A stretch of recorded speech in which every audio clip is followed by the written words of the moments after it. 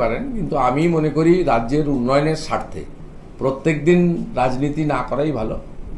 রাজ্যের উন্নয়নের স্বার্থে সবাইকে এক জায়গায় থাকা উচিত। মানে অন্তত এই এত বড় একটা উন্নয়নের যোগ্যে প্রধানমন্ত্রী আসছেন, আর উনারা স্থানীয় স্তরে ভারতীয় জনতা পার্টির কোনো বিধায়কদের, সাংসদদের জেলা স্তরে, বিডিও স্তরে ডাকেন না।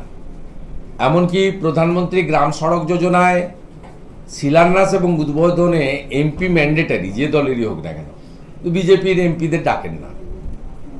জল জীবন মিশনের ক্ষেত্রেও এমপি এমএলএ ম্যান্ডেটারি, আমাদের এমপি এমএলএদের ওনারা ডাকেন না। কিন্তু ভারত সরকার বা অন্য রাজ্যের প্রদেশের সরকার এই ধরনের রাজনীতি করে না, 5 বছর ধরে রাজনীতি করে না।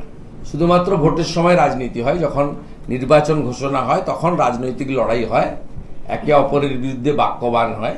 কিন্তু এখানে 60 মাস ধরেই রাজনীতি হয়। সেটা মমতা বন্দ্যোপাধ্যায় করেন।